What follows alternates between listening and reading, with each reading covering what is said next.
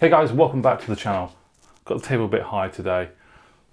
Sort of a different perspective, different feel, look, relax. Hi guys, welcome back to the channel. This is the Govee Immersion TV light.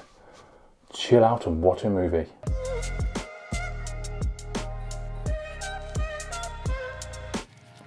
So Govee reached out to me. They sent me these lights for free. They haven't paid me to do the video at all.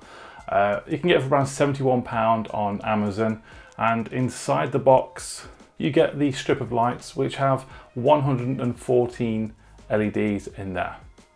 Now this can fit a TV screen from 55 to 65 inches as well. Also in there you get the 1080p camera, and with the colour sense technology it absorbs basically all the colours from your television and emits it at the back through the lights. You also get orange pads. This is to help calibrate the camera later on in the installation. You also get power as well, and you get a module where all the components connect to. There's a power button on there and other buttons as well. So before actually installing it onto the television, I highly recommend everyone to obviously plug it in and just quickly test it just to see if it works.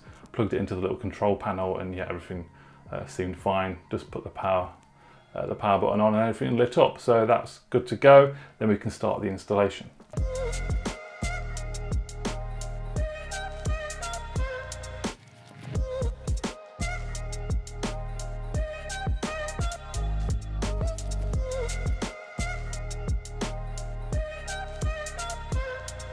So first you want to make use of the wipes that you get with the great Govee strip lights to get rid of any sort of grease or residue or anything that you might have on the surfaces. This will help the LED strips stick a lot better. Installation is pretty easy. Start on one side of your television. It's got an adhesive strip that you peel off. I've sort of peeled it off step by step, so I did the right hand side first. Sort of position it carefully and then press down firmly.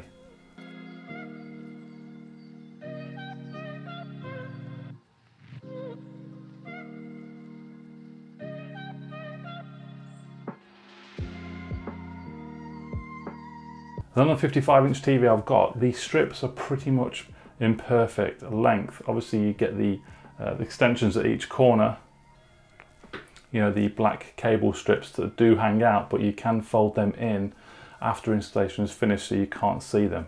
So again, peel off the adhesive and firmly press, once you're happy in the position, firmly press down the strips onto the back of the television. Another run along the bottom as well until you meet the start.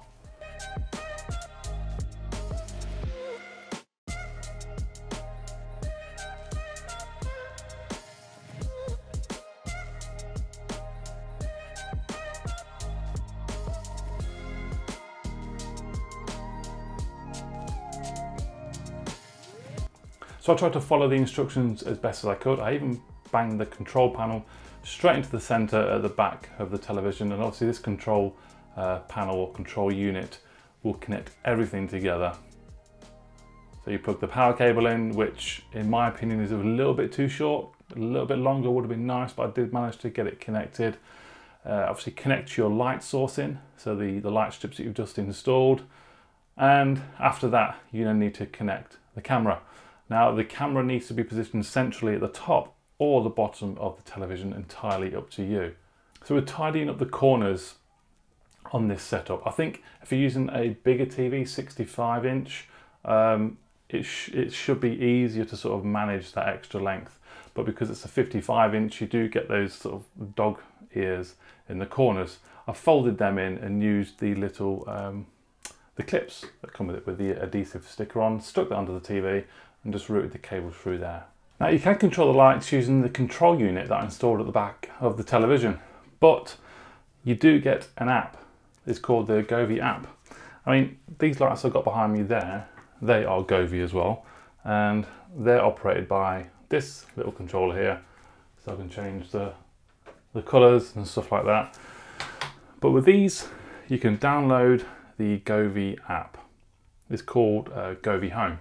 So you find the product in there, you add that, you can add it via Bluetooth and Wi-Fi as well. Now when it comes to calibrating the camera, you need to stick those orange sticky pads around the edge and the corners of your television. Only place them lightly, that's all you need to do, and that little bit of tackiness will stick to the screen. Make sure you're connecting to a 2.4 gigahertz Wi-Fi network as well, because it doesn't work on 5 gigahertz. So make sure the connection's preferred for 2.4 devices, and then you should be able to connect easily enough and calibrate the actual camera. And then you just pull the corners to the orange pads that are displaying from the camera.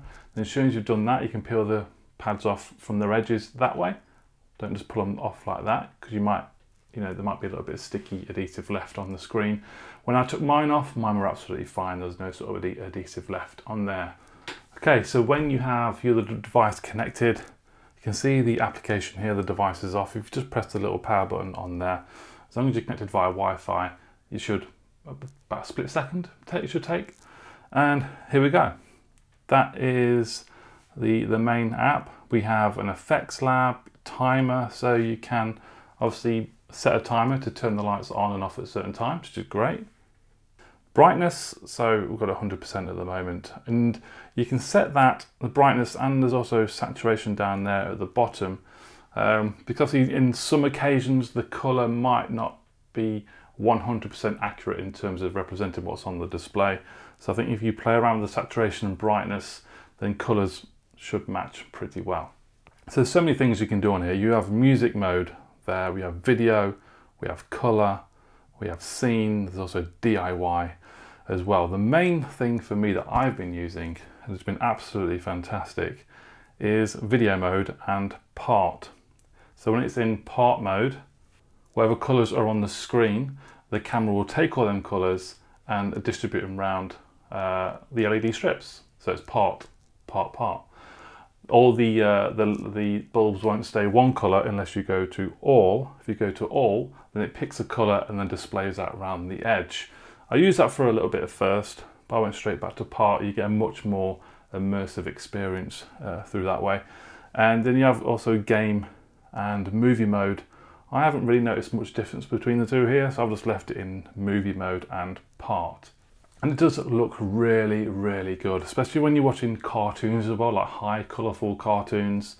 And obviously with movies as well. Again, adjusting the saturation and the brightness will help to get that more accurate sort of colour. You're not going to get bang on accurate, like with some of the dark browns and stuff that sort of struggles. It's sort of like an orangey colour, but it's not going to be 100% accurate. Then the other thing, sound effects at the top here, if you click that, now it will react to sound. So any sound playing through the television, the lights will start to flicker, and you can reduce the softness or increase the softness of that as well with that little bar there.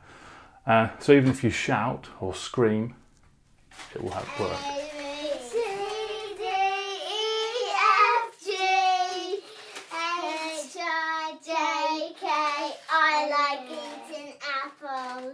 So for me, since I've been using this for a couple of weeks, that's the main thing I've been using. There is a music mode, and you can sync from device mic. You can set energetic, rhythm, or spectrum. So many options. And also if you just want color, you can click on color and you can actually individually select the lights on here and pick a color. How amazing is that? So it's so configurable, this this machine, this device. And then you also have scene selections as well. So if you want a dating scene, candlelight, it will adjust the lighting for that moment.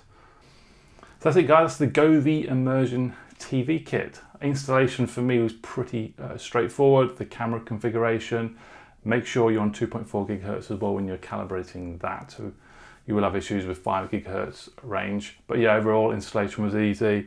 This app on here is fantastic. It's so configurable. And when you press it on there, a split second later, it will happen on the television as well. I really like the app on this. Color representation, again, you will have to configure saturation and brightness to sort of get that more of an accurate feel or look to the color. That's one thing that maybe I've struggled to get right at the moment, but either way, it does look quite amazing. Now, my TV is also in the corner, so it's not right close to a wall, so there's quite a lot of colourful light behind there. obviously you're going to get a different effect the more further away or closer to the wall. If you have it too close to the wall, then you'll start to see the individual LEDs of the lights, which you don't really want. So obviously it will look different on every sort of installation you may do with these lights. But I think they're great. I think they're really, really good. A great alternative to the Phillips Hue version as well, and cheaper. So definitely go and check them out. The links to this are in the description below if you want to take them out if you want to go and check them out on Amazon. If you have any questions, then pop them down below, and I'll see you soon. Bye-bye.